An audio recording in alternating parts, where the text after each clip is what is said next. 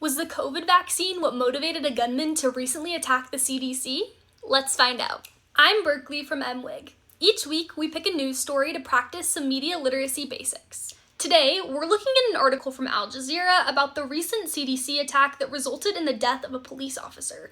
The article claims that the gunman's crime was motivated by his desire to take a stand against the COVID vaccine. It also discusses critics' claims that political leaders who are openly skeptical of vaccines are to blame for fueling a climate of vaccine misinformation. First, let's stop. Violent attacks like this are serious and can be very emotionally charged. Let's learn more about Al Jazeera. On Media Bias Fact Check, we learned that Al Jazeera is a foreign-based news outlet that is owned and funded by Qatar in the Middle East. We also discovered that Al Jazeera is rated as having a slight to moderate liberal bias with mixed reliability.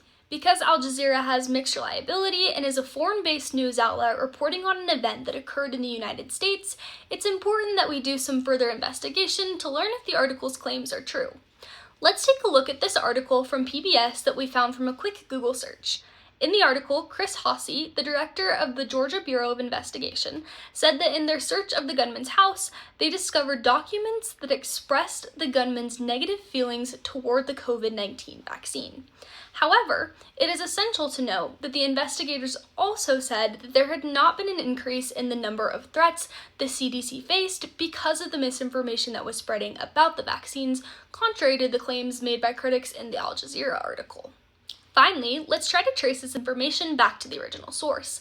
Let's take a look at the press conference where investigators discussed the shooting. A search warrant executed at the residence of the shooter revealed written documentation that expressed the shooter's discontent with the COVID-19 vaccination. In the same press conference, when Paul Brown, a special agent for the FBI, was asked if there has been an increase in the threat level that the CDC or other healthcare workers may face because of misinformation regarding vaccines, he stated that they have not seen an uptick in these threats. However, it is something they are tracking, and any rhetoric that suggests or leads to violence is something they are taking very seriously.